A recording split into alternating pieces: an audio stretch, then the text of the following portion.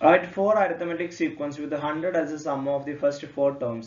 ആദ്യത്തെ 4 പദങ്ങളുടെ തുക 100 ആയ 4 സമാന്തര ശ്രേണികൾ എഴുതാനാണ് പറഞ്ഞിട്ടുള്ളത്. ആദ്യത്തെ 4 പദങ്ങളുടെ തുക 100 ആയിട്ടുള്ള 4 സമാന്തര ശ്രേണികൾ എഴുതണം. അപ്പോൾ ഇവിടെ ഞാൻ ഈ ശ്രേണി എടുത്തിട്ടുള്ള രീതികൾ നോക്കിയേ. ഇവിടെ 4 പദങ്ങൾ എന്നാണ് പറഞ്ഞിട്ടുള്ളത്. അപ്പോൾ ഞാൻ ഈ കോമൺ ഡിഫറൻസ് വെട്ടി പോകാൻ പാകത്തിന് ആദ്യ പദത്തിന് x - d എന്ന് എടുത്തു, അല്ലെങ്കിൽ x + d എന്ന് എടുത്തു. ഇനി കോമൺ ഡിഫറൻസിന് വെട്ടിപ്പോകാൻ വേണ്ടിയിട്ട് ഞാൻ ഇപ്പുറത്ത് x - d എന്ന് എടുത്തു. ഓക്കെ, x - d യും x + d യും സെന്ററിലെ രണ്ട് ടേമുകൾ എടുത്തു. അപ്പൊ ഇത് തമ്മിലുള്ള വ്യത്യാസം എന്ന് പറയുന്നത് 2 ആണ് കേട്ടോ. കാരണം -d + d ആവുന്ന എപ്പോഴാ? -d കഴിഞ്ഞാൽ പിന്നെ -1 ആണ് അവിടെ അല്ലെ. -1 കഴിഞ്ഞാൽ പിന്നെ 0 1 2 കൂട്ടണം. അപ്പോൾ ഇവിടെ ഡിയിലോട്ട് 2 കൂട്ടുമ്പോൾ 3d എന്ന് വരും. ഇവിടുന്ന് 2 കുറക്കുമ്പോൾ -3d എന്നും വരും.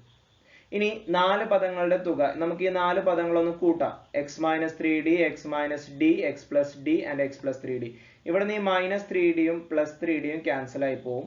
-d യും +d യും ക്യാൻസൽ ആയി പോവും. ദെൻ ബാക്കിയുള്ളത് 4x = 100 എന്നാണ്. അതിന് x = 100/4, x = 25. ഫസ്റ്റ് ടേം കിട്ടിയത് 25. ഇനി d യെ ഞാൻ 1 ആക്കിയിട്ട് എടുത്തു. പൊതുവ്യത്യാസം ഞാൻ 1 ആക്കിയിട്ട് എടുത്തു. നമ്മുടെ പൊതുവ്യത്യാസം എത്രയാണെന്ന് പറഞ്ഞിട്ടില്ല. അപ്പോൾ 25 - 3 × 1, 25 - 1, 25 + 1, 25 + 3 × 1. അപ്പോൾ 25 - 3 24, 26, 25 + 3, then 22, 24, 26, 28 ഒന്നായി.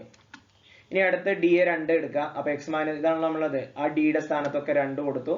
then 25 - 3 × 2 6, then 25 - 2 23, then 25 + 2 27, then 3 × 2 6. 25 ന്ന് 6 പോയാൽ 19, പിന്നെ 23 27, 25 6 കൂട്ടിയാൽ 31. then മൂന്നാമത്തെ d യെ നമുക്ക് 3 ആക്കിയിട്ട് എടുക്കാം. ഈ d യുടെ സ്ഥാനത്തൊക്കെ 3 കൊടുക്കുക. then 25 - 9 22, 28, 25 + 9, then 16, 22, 28 34. നാലാമത്തെ d യുടെ സ്ഥാനത്ത് 4 കൊടുക്കുക.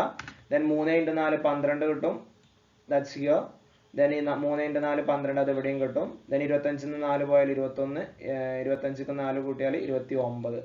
then 25 ന്ന് 12 പോയാൽ 13, 25 ക്ക് 12 കൂട്ടിയാൽ 37. അങ്ങനെ നാലാമത്തെ ശ്രേണിയായി.